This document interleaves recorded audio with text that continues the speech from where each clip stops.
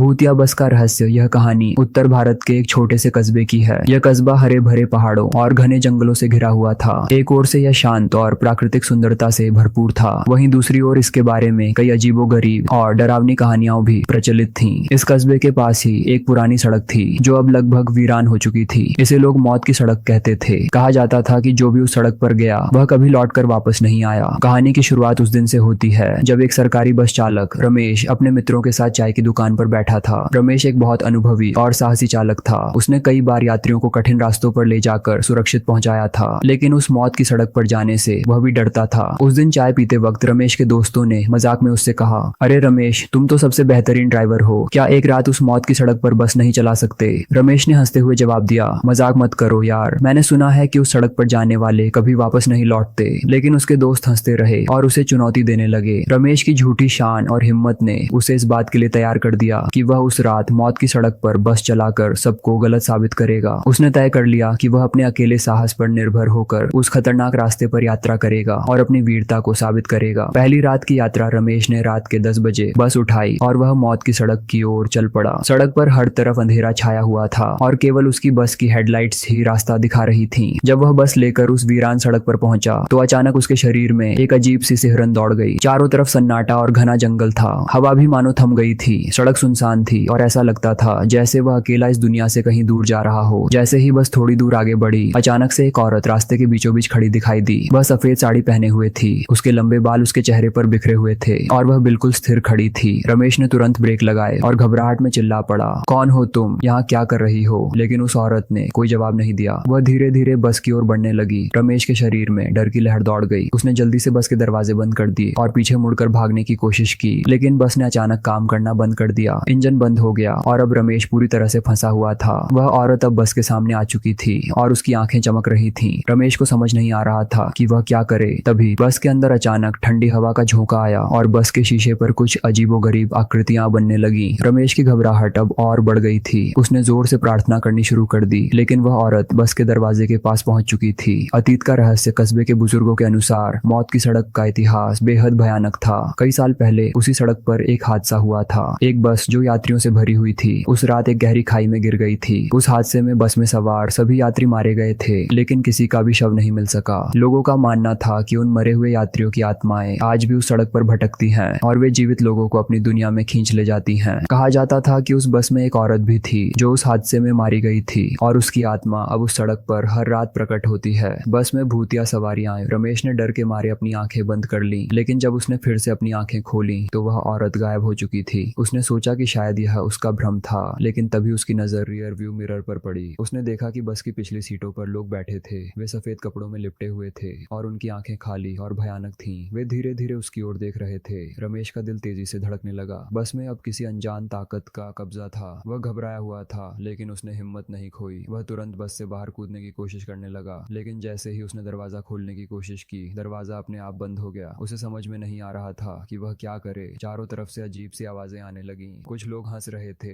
तो कुछ रो रहे थे। बस में सवार भूतिया यात्रियों की संख्या बढ़ती जा रही थी। अचानक उन यात्रियों में से एक ने बोलना शुरू किया, तुम यहाँ नहीं बच सकते, ये बस तुम्हें वहीं ले जाएगी जहाँ हम सब हैं। तुमने हमारी सवारी